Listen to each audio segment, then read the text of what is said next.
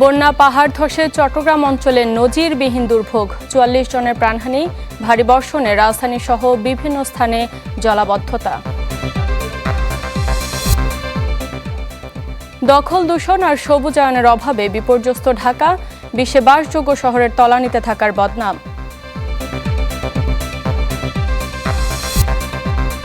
সাবেক স্পিকার জমির উদ্দিন সরকারের জীবনাবসান, বিকেলে সংসদের দক্ষিণ প্লাজায় জানাজা।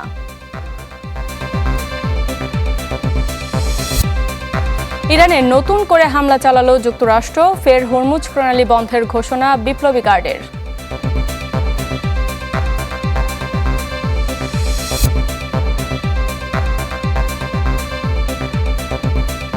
আমন্ত্রণ চ্যানেল 24 এর সকাল 11টার খবরে শুনছিলেন সিলন ফ্যামিলি ব্রেন্টির সংবাদ শিরোনামগুলো। আপনাদের সাথে আছি শারমিন মাহমুদ। অবর্ণনীয় কষ্ট সঙ্গী করে বানের পানির সাথে লড়ছে চট্টগ্রাম অঞ্চলের 9.5 লাখ মানুষ। সময় যত গড়াচ্ছে দুর্গত এলাকায় বাড়ছে হাহাকার, ঘরে ঘরে যেন দুর্বিষহ এক পরিস্থিতি। প্রশাসন চেষ্টা চালালেও এমন অনেক এলাকা আছে যেখানে এখনও পৌঁছেনি কোনো সহায়তা। সবচেয়ে নাজুক সাতকানিয়া, বাঁশখালী ও চকরিয়ায়। রনি দত্তের প্রতিবেদন, ছবি তুলেছেন সেলিমুল্লাহ। সাতকানিয়া নলুয়া ইউনিয়ন, যতদূর চোখ যায় কেবল থই থই পানি।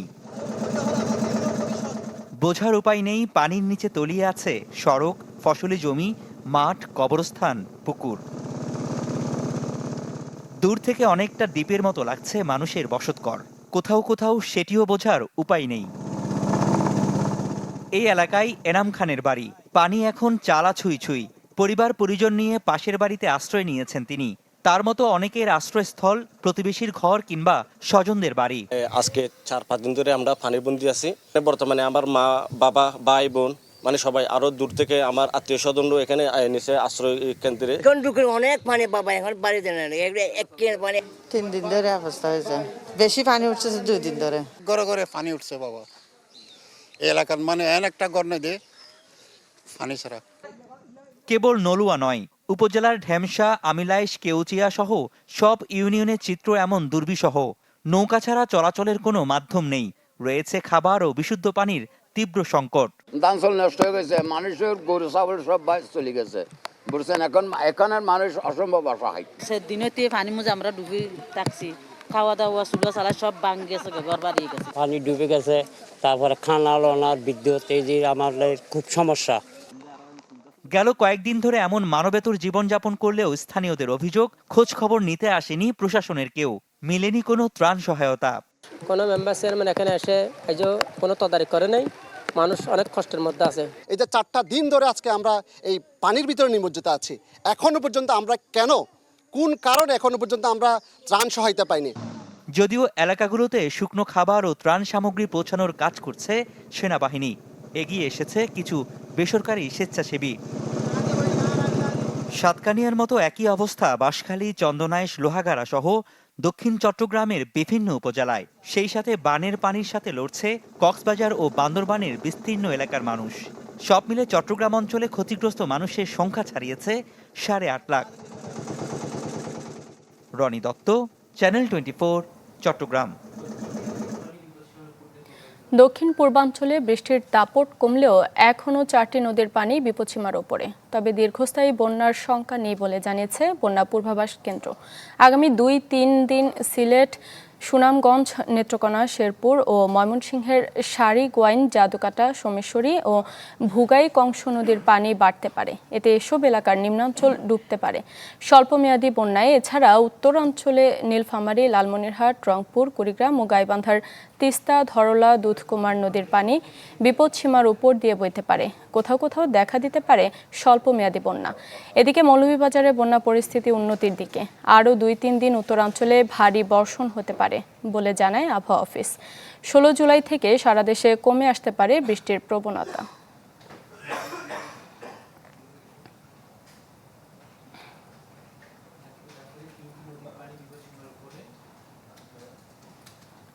দর্শক, বন্যা পরিস্থিতি নিয়ে আরো খবর জানাতে চট্টগ্রাম এবং কক্সবাজার থেকে যুক্ত হবেন আমাদের সহকর্মীরা। শুরুতেই চলে যাব চট্টগ্রামে, সেখানে আছেন সহকর্মী ইবেন মীর। ইবেন, বৃষ্টিতে জলাবদ্ধতা কেমন দেখতে পাচ্ছেন, মানুষের দুর্ভোগ কতটা, সবটাই জানাবেন। হ্যাঁ শারমিন, মানুষের দুর্ভোগের আসলে সীমা নেই। এই মুহূর্তে আসলে আমি আছি বাঁশখালীর অনেকটা কাছাকাছি, যে বাঁশখালী আসলে গেল এক সপ্তাহ যাবৎ আসলে বন্যার যে পানি, সে পানির নিচে তলিয়ে আছে। একই পরিস্থিতি সাতকানিয়া সহ পুরো আসলে দক্ষিণ চট্টগ্রাম আসলে যে মানুষের দুর্ভোগ দুর্দশা সেটির সীমা নেই এক কথা বলতে গেলে। আর বন্যা পরিস্থিতি সেটি আসলে বৃষ্টি কমে যাওয়ার সাথে সাথে ধারণা করা হচ্ছিল হয়তো কিছুটা উন্নতি হবে, তবে গতকাল রাত থেকে আবার যেভাবে আসলে ভারী বৃষ্টি শুরু হয়েছে, সে ভারী বৃষ্টির কারণে মানুষের আসলে যে কষ্ট সেটি আরও বেড়েছে। যদিও ত্রাণ সামগ্রী যেটি আসলে সে ত্রাণ বিতরণের কার্যক্রম আমরা দেখছি যে আসলে ব্যক্তি পর্যায় থেকে শুরু করে একেবারে সরকারি পর্যায়ে রাজনৈতিক দল, বিভিন্ন স্বেচ্ছাসেবী সংগঠন সবাই আসলে যে ত্রাণ বিতরণ কার্যক্রম সেটিতে আসলে অংশ নিচ্ছেন। আমরা পথের মধ্যে আসলে একটি ত্রাণের গাড়ি পেয়েছি, ত্রাণ বিতরণ করতে যাচ্ছিলেন। আপনারা কোথায় যাচ্ছিলেন, আর হচ্ছে যে কি কেমন পরিস্থিতি দেখছেন আসলে আপনারা ত্রাণ কার্যক্রম করতে গিয়ে? জি, আসলে আমরা ওইখানের পরিস্থিতি, আমাদের কিছু ওইখানের স্থানীয় লোক আমাদেরকে জানিয়েছে ওখানে শুকনো খাবারের বেশি প্রয়োজন। তো ওই উদ্যোগে আমাদের MNF, আমাদের নিজ তাহেবিল একটা ফাউন্ডেশন আছে, ওটার উদ্যোগে আমরা যতটুকু পারতাছি অতটুকু আমাদের নিজের সাধ্য অনুযায়ী আমরা বাঁশখালীর দিকে রওনা দিচ্ছি। এবং আমরা এখানে স্থানীয় লোকদের সাথে যোগাযোগ করি যে জায়গার মধ্যে ত্রাণ পৌঁছায় নেই, যাতে আমরা ওই জায়গায় পৌঁছাতে পারি, যাতে যারা দুর্যোগ এলাকার মধ্যে আছে, অসহায় অবস্থায় আছে, তাদের মাঝে আমাদের ত্রাণগুলো বন্টন করতে পারি। শুনছিলেন আসলে, ধন্যবাদ আপনাকে। যে আসলে এভাবে আসলে ব্যক্তি পর্যায় থেকে মানুষের পাশে দাঁড়ানোর চেষ্টা করছে, যদিও আসলে সেটি একেবারে অপ্রতুল। যে পরিমাণ মানুষ আর যে পরিমাণ কষ্টে তারা আছেন, যত দীর্ঘ সময় ধরে পানিবন্দী আছেন, যেখানে প্রয়োজন আসলে আরও বড় পরিসরে যে সহায়তা সেটির। শারমিন, আপনাকে। দর্শক, এবার কক্সবাজার থেকে যুক্ত হচ্ছেন আমাদের সহকর্মী আজিম নিহাদ। আজিম, চট্টগ্রামের পরিস্থিতি জানছিলাম, কক্সবাজারের অবস্থা কেমন দেখতে পাচ্ছেন? শারমিন, গতকাল বিশেষ করে গত পরশু থেকে কিন্তু কক্সবাজারে ভারী বৃষ্টিপাত কিছুটা কমে গেছে। সে কারণে চকরিয়ার যে বেশ কিছু জায়গা পানিতে ডুবেছিল, সেখান থেকে কিছু কিছু এলাকা থেকে আমরা যেটি জানতে পেরেছি পানি কমে গেছে। এই মুহূর্তে আছি আমি মাতামুহুরী নদীর পাড়ে। যদিও মাতামুহুরী নদীর পাড়ে আজকে সকালের চেয়ে বৃষ্টি বেশি হওয়ার কারণে এখন ধীরে ধীরে আবারও পানি বৃদ্ধি পাচ্ছে বলে আমাদেরকে স্থানীয়রা জানিয়েছেন, এবং এটি আসলে এখানেও একই চিত্র দেখা যাচ্ছে। তবে যে সমস্ত জায়গায় পানি নেমে গেছে সেখানে আমরা দুর্ভোগের চিত্র সবচেয়ে বেশি দেখতে পাচ্ছি, কারণ সেখানে কাদা জমে গেছে, কিছু কিছু জায়গায় এখনো পানি থেমে গেছে।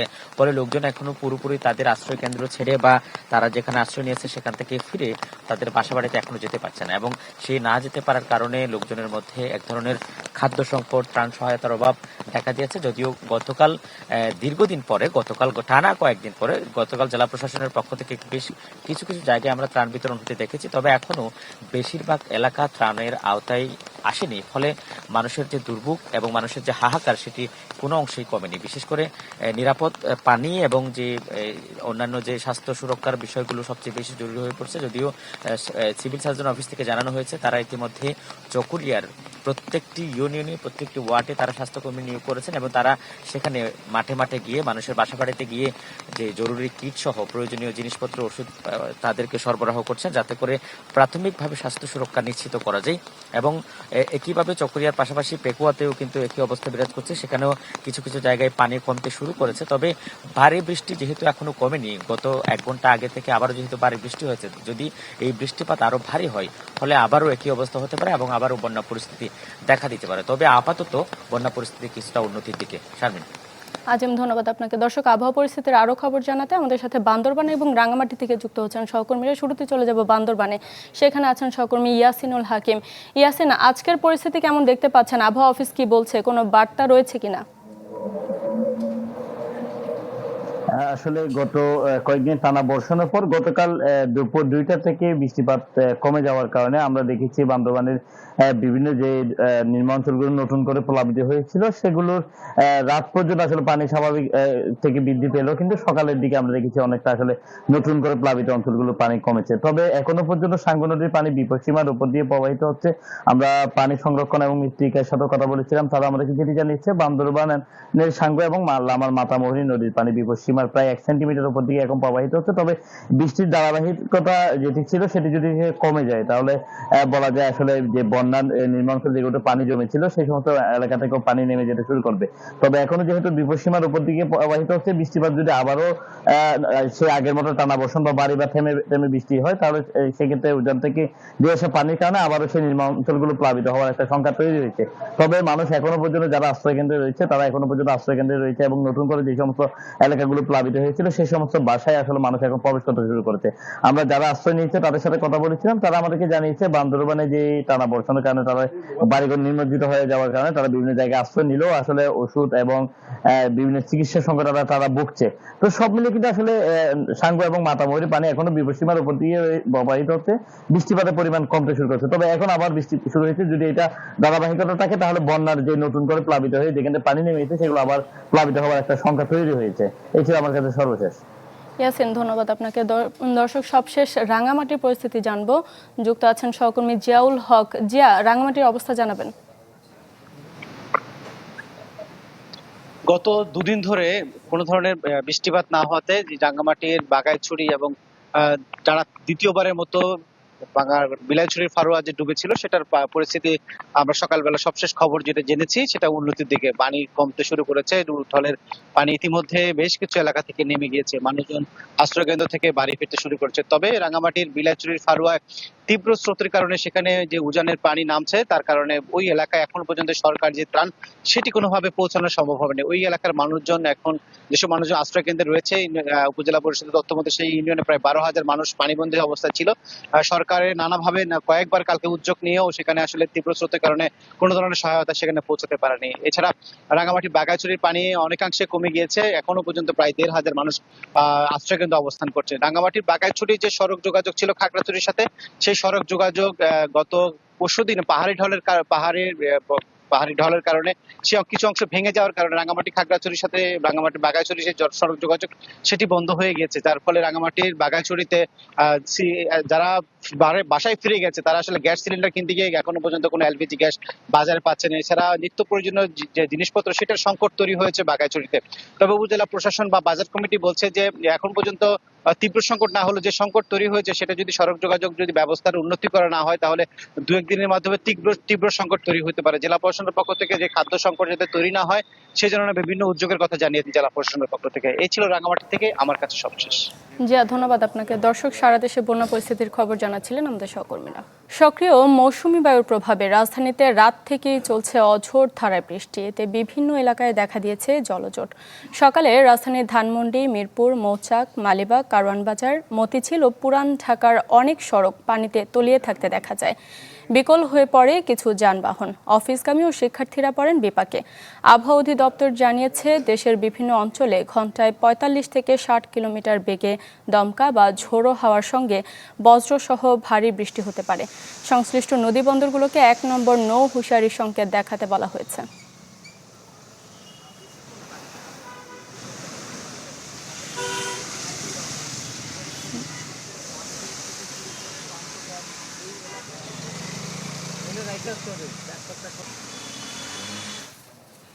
দর্শক, এ পর্যায়ে রাজধানীর জলাবদ্ধতার খবর জানাতে তেজগাঁও এবং কারওয়ান বাজার থেকে যুক্ত হবেন আমাদের সহকর্মীরা। শুরুতে চলে যাব তেজগাঁয়ে, সেখানে আছেন সহকর্মী সুলতান মাহমুদ আরিফ। আরিফ, জলাবদ্ধতার খবর জানাবেন। এখনো দেখতে পাচ্ছি বৃষ্টি হচ্ছে, ভোগান্তির চিত্রটা আসলে কতটা?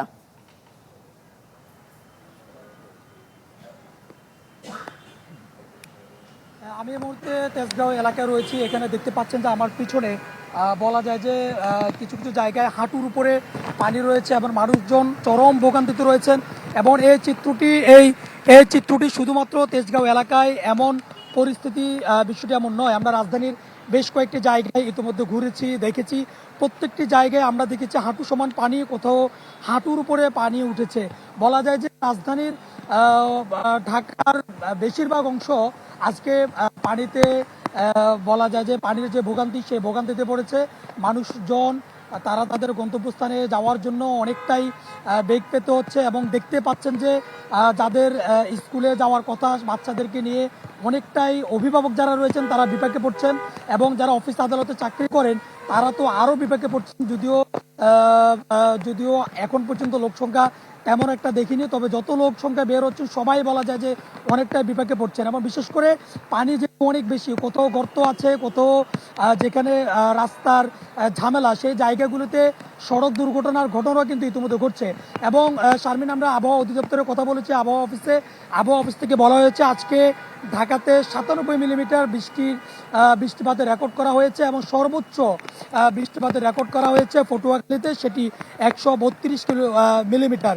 এবং আবহাওয়া অধিদপ্তর থেকে বলেছে যে আজকে সারা দিনই বৃষ্টি এমনই থাকবে। বিশেষ করে ঢাকা, চট্টগ্রাম, সিলেট, ময়মনসিংহ, রাজশাহী সহ বেশ কয়েকটি জায়গায় ভারী থেকে অতি ভারী বৃষ্টি হওয়ার সম্ভাবনা রয়েছে। সব মিলে বলা যায় যে যেহেতু আবহাওয়া অধিদপ্তর থেকে বলা হয়েছে আজকে সারাদিনই এমন থাকবে এবং পরিস্থিতিও তাই বলে। এবং দেখে মনে হবে যে এটি একেবারে সমুদ্রের মতো, কিন্তু এটি তেজগাঁওয়ের যে মহাসড়ক, সেই সড়কটি থেকে বলছি। এই চিত্র শুধু রাজধানী তেজগাঁও, পুরা রাজধানী ঢাকায় কিন্তু একই চিত্র, মানুষজন ভোগান্তিতেই আছে। জি আরিফ, ধন্যবাদ আপনাকে। দর্শক, এবার কারণ বাজার থেকে যুক্ত হচ্ছেন সহকর্মী রৌনক মাহমুদ সৌরভ। সৌরভ, কারণ বাজারে ক্রেতা সমাগম রয়েছে কিনা, বিক্রেতারা কি বলছেন, ভোগান্তিটা জানাবেন।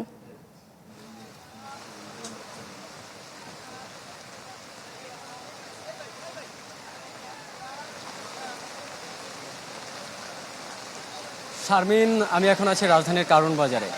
সকাল থেকে যে বৃষ্টি হচ্ছিল, বৃষ্টির কারণে কিন্তু বাজারের অনেকটাই তলিয়ে গিয়েছে। আমি যদি আপনাকে বলি, এখন আমি যেই জায়গাটিতে দাঁড়িয়ে আছি, এখানে আমার হচ্ছে প্রায় পায়ের গোড়ালি পর্যন্ত পানি, কিন্তু আমি যদি একটু ডানে যাই, ডানে কিন্তু হাঁটু সমান পানি। এদিকে হচ্ছে সকাল থেকে কিন্তু আমরা ক্রেতা সমাগম তেমন একটা দেখতে পাইনি কারণ বাজারে এদিকে। আর সেই সাথে কিন্তু বিক্রেতারা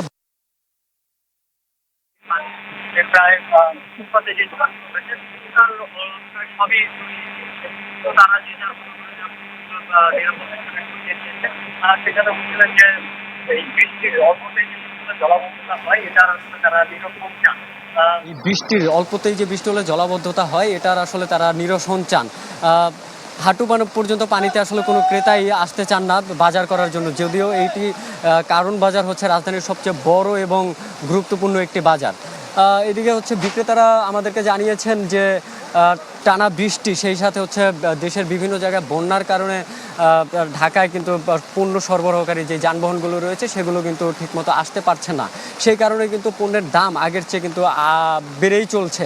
তারা আমাদেরকে আরও জানিয়েছেন যে এই আবহাওয়ার এই ধারা যদি আরও কিছুদিন থাকে তাহলে পণ্যের দাম আরও বাড়তে পারে বলে জানান তারা। এদিকে বিক্রেতারা বলছিলেন যে পণ্যের সাথে সাথে যদি বাজার মনিটরিং ঠিক হয় তাহলে আসলে ক্রেতা এবং বিক্রেতা দুইজনের জন্যই ভালো হবে। সেই সাথে হচ্ছে যাতে জলাবদ্ধতা নিরসনে কর্তৃপক্ষ কাজ করে, সেই দাবিও কিন্তু তারা জানিয়েছেন। এই ছিল আমার কাছ থেকে কারণ বাজার থেকে সর্বশেষ। শারমিন। সৌরভ, ধন্যবাদ আপনাকে। দর্শক, রাজধানীর জলাবদ্ধতার খবর জানাচ্ছিলেন আমাদের সহকর্মীরা। যুদ্ধ নেই কোনো জাতিগত সংঘাত, কিন্তু এরপরও বিশ্বের সবচেয়ে কম বাসযোগ্য শহরগুলোর অন্যতম ঢাকা।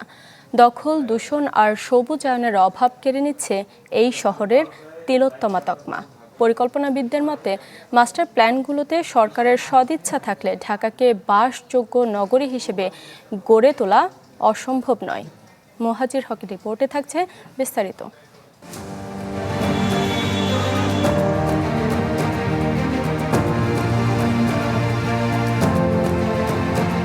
রাজধানী ঢাকা। তিলোত্তমা নগরীর তকমার আড়ালে কোটি মানুষের জীবন্ত এক জাতাকল, যেখানে পিষ্ট মধ্যবিত্তের জীবন। কখনো চারদিকের বিষাক্ত বাতাস, কখনো সামান্য বৃষ্টিতেই হাঁটু জল, কোনো কিছুতেই যেন স্বস্তি মেলে না এই শহরের বাসিন্দাদের। গাছ কেটে মাঠ ফিল আপ করে সেখানে বিল্ডিং করা হচ্ছে, যার কারণে আমাদের সবুজ কমছে। পরিকল্পিত নগরায়নের যে ব্যাপারটি, এটা আসলে প্রতি বছরই পরিকল্পনা হয়, কিন্তু বাস্তবায়নের কোনো চিত্র আসলে আমরা বাস্তবে দেখি না। রাস্তাঘাটে দেখা যাচ্ছে 2 ঘন্টায় ক্লাস করতে যেয়ে আবার 3 ঘন্টা যাতায়াতের সমস্যা হচ্ছে জ্যামজটের জন্য। আমাদের দোকান ফুটপাত থেকে উঁচা করা হয়েছে পানির জন্য, কিন্তু দেখা যায় যে এটা টপ পাইয়া যখন গাড়ি চলে তখন আমাদের দোকানের ভিতরে পানি ঢুকে দেয়। সবার ক্ষেত্রেই তারা যে নিজের সিটিটাকে ক্লিন রাখবে বা কোনো কিছু, এমন তাদের মাইন্ডসেট না। আন্তর্জাতিক গবেষণা সংস্থা ইকোনমিস্ট ইন্টেলিজেন্স ইউনিটের গ্লোবাল লিভেবিলিটি ইন্ডেক্স অনুযায়ী বিশ্বের সবচেয়ে বসবাসের অযোগ্য শহরের তালিকায় আবারও তৃতীয় ঢাকা। ওপরে আছে কেবল যুদ্ধবিধ্বস্ত সিরিয়ার রাজধানী দামেস্কো এবং রাজনৈতিক অর্থনৈতিকভাবে বিপর্যস্ত লিবিয়ার ট্রিপলি।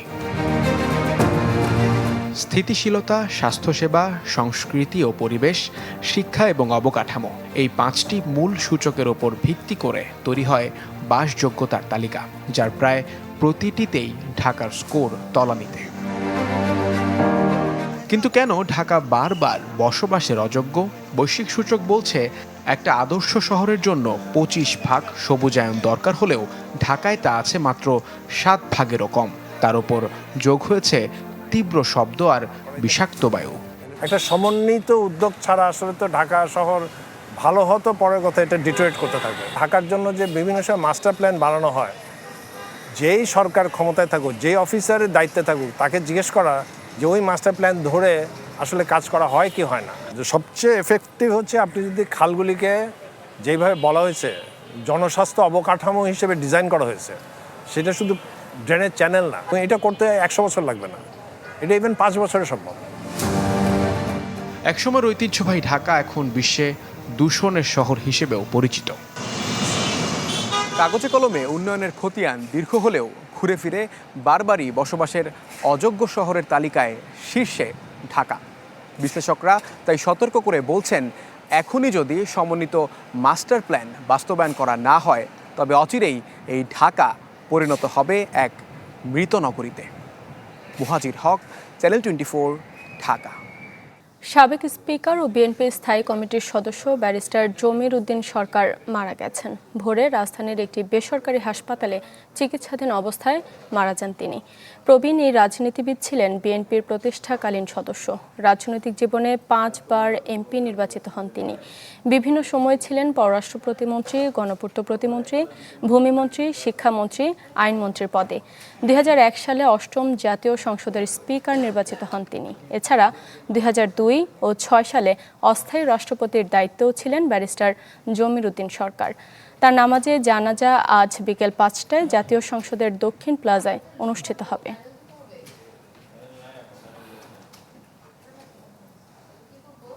দর্শক, এবার দেশ 24 এর খবর জানাবো।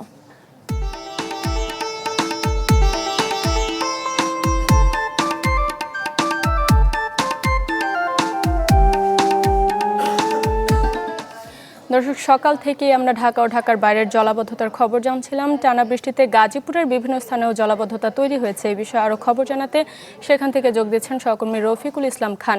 রফিক, গাজীপুরের চিত্রটা জানাবেন। শারমিন, গত রাত থেকে কিন্তু মুষলধারে বৃষ্টি হচ্ছে। সব ফলে বৃষ্টি হওয়ার কারণে গাজীপুরে বিভিন্ন এলাকাতে জলাবদ্ধতার সৃষ্টি হয়েছে। বিভিন্ন বাসা বাড়িতে, দোকানপাটে কিন্তু ইতিমধ্যে পানি ঢুকে গেছে। পাশাপাশি আমি এই মুহূর্তে রয়েছে কিন্তু ঢাকা টাঙ্গাইল মহাসড়কের শফিপুর এলাকাতে। আমার পিছনে আপনি দেখছেন যে ঢাকা টাঙ্গাইল মহাসড়কে কিন্তু পানি উঠে গিয়েছে, ফলে যান চলাচল করছেন একেবারে ধীর গতিতে। ফলে এই স্থানটিকে কেন্দ্র করে কিন্তু কিছুটা যানবাহনের জটলা রয়েছে, তবে যানজট নেই। আমি যেখানটিতে রয়েছি মূলত এটি কালিয়াকৈর পৌরসভার 7 নং ওয়ার্ডের এলাকা। তো আমরা বিভিন্ন এলাকাতে সকাল থেকে ঘুরে যেটি দেখেছি, প্রায় লক্ষাধিকের উপরে মানুষ কিন্তু পানিবন্দী হয়ে পড়েছে। স্থানীয়রা যেটি বলছেন, বৃষ্টি আসার পরে কিন্তু তাদের বাসা বাড়িতে কোমর পানি, কোথাও কোথাও কিন্তু বুক সমান পানি উঠে গেছে। ফলে তাদের আসবাবপত্র, ইলেকট্রিক সামগ্রী কিন্তু নষ্ট হয়ে গেছে। তো আসলে পৌরসভার যারা ঊর্ধ্বতন কর্মকর্তা রয়েছে তাদের সাথে কথা বলেছি। পৌর নির্বাহী কর্মকর্তা জাহিদ জানিয়েছেন যে বৃষ্টি হওয়ার পর থেকে কিন্তু তাদের যে লোকজন আছে তারা আসলে এই পানি নিরসনের জন্য কাজ করে যাচ্ছে। তো স্থানীয়রা যেটি বলছেন, আনসার একাডেমি এলাকাতে যেখান দিয়ে পানি আসলে এখান থেকে পানি সরে যায়, সেই স্থানটিতে যে কালভার্ট রয়েছে, কালভার্টের সামনে আসলে মাটি ফেলে ভরাট করা হয়েছে, যে কারণে এই জলাবদ্ধতার সৃষ্টি হয়েছে। তো এই জন্য আসলে পৌরসভা সহ স্থানীয় যারা রয়েছে তাদের দৃষ্টি আকর্ষণ করছেন যাতে দ্রুততম সময়ে এই পানি সরে যায় এবং যারা স্থানীয়রা রয়েছে তাদের দুর্ভোগ যেন কমে আসে। এই ছিল আসলে এখান থেকে জলাবদ্ধতার সর্বশেষ খবর। শারমিন।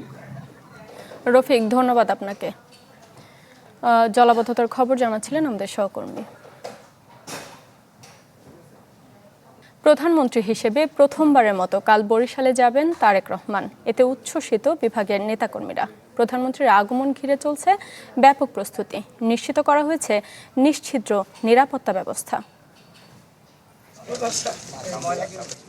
প্রধানমন্ত্রী হিসেবে প্রথমবার তারেক রহমানের বরিশাল সফর, তাই উচ্ছ্বাসের শেষ নেই নেতাকর্মীদের।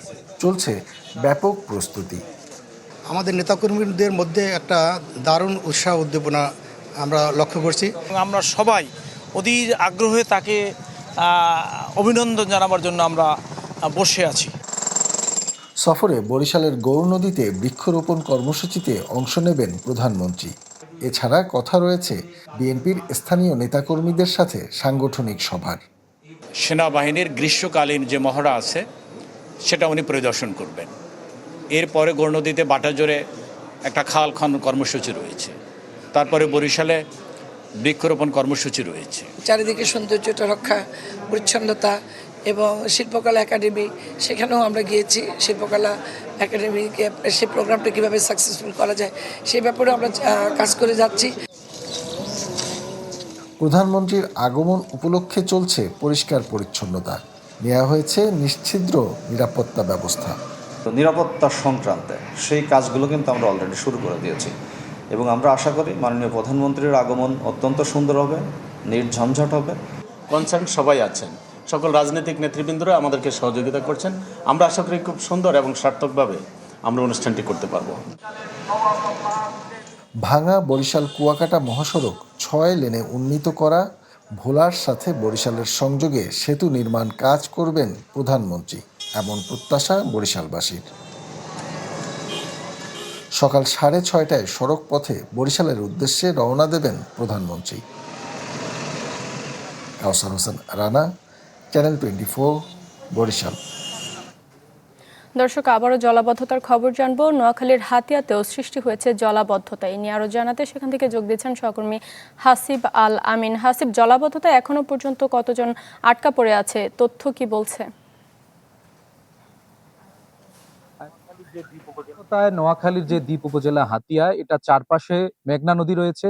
মূলত পানি অন্যান্য সময় জোয়ারের সাথে উঠলে আবার এটা নেমে যেত, সাগরে চলে যেত, নদীতে চলে যেত, কিন্তু এখনকার পরিস্থিতিটা কিছুটা ভিন্ন। গত 6 দিনের টানা বৃষ্টি, আজ অব্দি বৃষ্টি হচ্ছে, এখন গুড়ি গুড়ি বৃষ্টি হচ্ছে। এই বৃষ্টির ফলে এখানে কিন্তু জলাবদ্ধতা বেড়েই চলছে। আমি যদি আপনাকে একটু দেখাই, আমার পেছনে যে জায়গাটা রয়েছে এটি হচ্ছে মূলত জাহাজমারা ইউনিয়নের বিড়িবিড়ি গ্রাম। এই জায়গার মানুষজন জলাবদ্ধতায় আটকে রয়েছেন। পুরো হাতিয়া উপজেলায় এখনো 50 থেকে 60 হাজার মানুষ পানিবন্দী রয়েছেন। তাদের আমনের বীজতলা থেকে শুরু করে, মাছের ঘের থেকে শুরু করে, বসত বাড়ি থেকে শুরু করে সবকিছু কিন্তু, রান্নাঘর সবকিছু কিন্তু পানিতে তলিয়ে গেছে। তারা অনেক স্থানে, আমরা আজকে সকাল থেকে এখানে ঘুরছি, গতকালকে থেকে এখানে আমরা অবস্থান করছি, এখানে দেখছি যে পর্যাপ্ত পরিমাণ ত্রাণ সহায়তা সবাই কিন্তু পায়নি। কেউ কেউ পেলেও আবার কেউ কেউ পায়নি। এটা পরিমাণে খুবই নগণ্য। উপজেলা প্রশাসন বলছেন আমরা সহযোগিতা করছি, কিন্তু বাস্তবতা দেখা গেল পানিবন্দী মানুষরা কিন্তু সেই সহযোগিতাটা পাচ্ছেন না।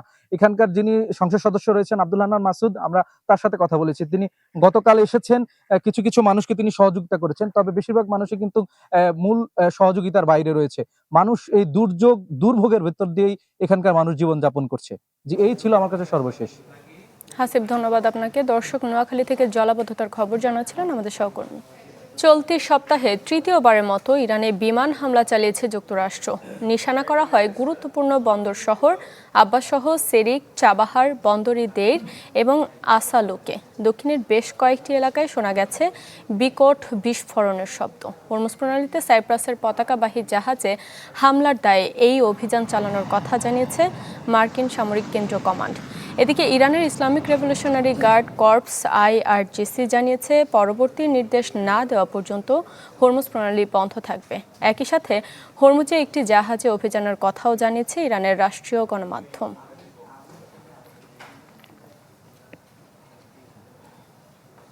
এই ছিল সকাল 11টার খবরে। বিশ্বের যে কোনো প্রান্ত থেকে সবশেষ খবর জানতে ভিজিট করুন আমাদের ফেসবুক পেজ, ইউটিউব চ্যানেল এবং ওয়েবসাইটে।